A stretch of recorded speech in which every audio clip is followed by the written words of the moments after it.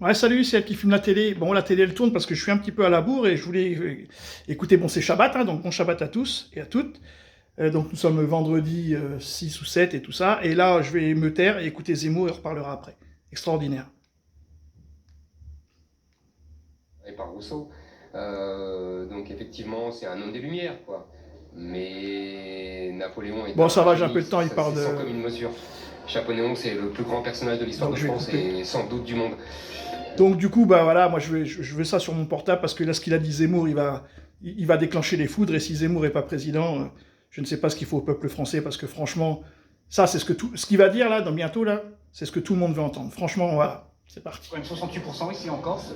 C'est la preuve que c'est quand même Pasquale Paoli qui est plus. Non, je ne crois pas. Je ne crois pas. Je crois que vous vous méprenez. Les nationalistes font un gros score, vous avez raison. Mais d'abord, ils ne sont pas indépendantistes.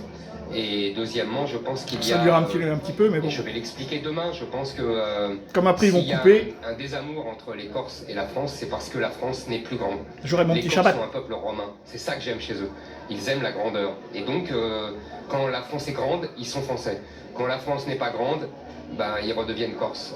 Mais je pense qu'il n'y a pas d'antinomie. Il y a un lien entre la petite patrie et la grande patrie, vieille thèse parisienne. Il n'y a pas de. Ah, attendez, parce que... Déclaration.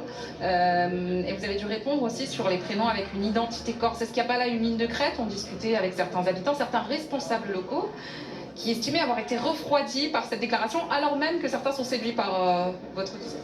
Moi, je suis sûr qu'ils ils se réchaufferont et qu'ils verront quel est l'essentiel.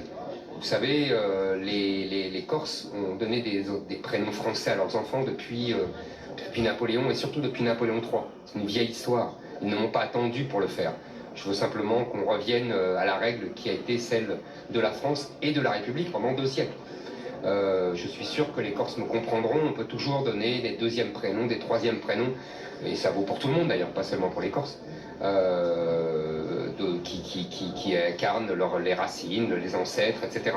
C'est pas le sujet. Je suis sûr que les Corses comprendront qu'il s'agit de l'unité de la France et de refaire des Français. Moi, je suis sûr qu'ils m'entendront là-dessus. Une question. Ce matin, Emmanuel Macron, dans un déplacement, a affirmé que la France devait assumer sa part d'africanité. Qu'est-ce que vous répondez à ça? Je pense que Emmanuel Macron passe son temps à vouloir dissoudre la France. Il veut dissoudre la France dans l'Europe et puis après il veut dissoudre la France dans l'Afrique. Moi, je veux que la France reste française.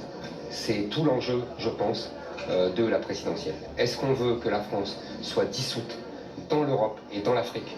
Et là, c'est Emmanuel Macron qui porte ce projet-là. Soit on veut que la France reste française. Moi, je pense que nous devons combattre pour que la France reste française et pour que la France reste ce qu'elle est, telle que nous l'avons connue. C'est tout l'enjeu de cette présidentielle. C'est pour ça que je ne veux parler que de ça, moi. Vous êtes son principal acteur?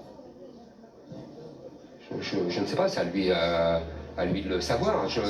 En tout cas, moi, vous voyez ce que vous venez de dire, je sais que je m'opposerai à lui, oui, de toutes mes forces. Voilà, de ce projet-là, ce projet qu'il a de dissoudre la France dans l'Europe et puis dans l'Afrique, oui, il me trouvera en travers de lui, ça c'est sûr. Eric Zemmour, une question sur la Pologne. Vous avez fait un communiqué aujourd'hui sur la Pologne. La Pologne qui a affirmé que son droit primait sur le droit européen. C'est ce que doit faire la France? Oui. Voilà. La réponse est oui. Vous savez, nous avons vécu sous ce régime-là. On croit que ça tombe du ciel. C'est faux. Jusqu'en 1975 pour l'arrêt Jacques Vabre de la Cour de cassation et jusqu'en 1989 pour l'arrêt du Conseil d'État, Nicoulot, le droit français était supérieur au droit européen.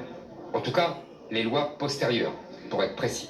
C'est-à-dire que quand vous avez une directive européenne, si vous prenez une loi après cette directive, la loi postérieure, elle s'appliquait, elle était supérieure au droit européen. C'est tout simplement la base de la démocratie. À partir du moment où un droit étranger est supérieur au droit français, ça veut dire que le peuple français est dessaisi de sa capacité à régenter son pays et sa nation. Donc oui, il faut faire comme les Polonais. Ça fait des mois que je le dis, les Hongrois et les Polonais nous montrent la voie. Ce sont des peuples fiers, valeureux, qui ont connu la domination soviétique, qui, pour les Hongrois, ont connu la colonisation islamique pendant 3 siècles sous l'Empire ottoman. Ils savent de quoi ils parlent. Et je pense que nous devrions prendre exemple sur ces gens-là. Ils sont admirables. Ils ont défendu leur identité contre tous les envahisseurs depuis des siècles. Je pense que nous devrions... Bon, là, je vais arrêter pour la première partie, parce que moi, je veux le truc en entier, et je refais une vidéo tout de suite.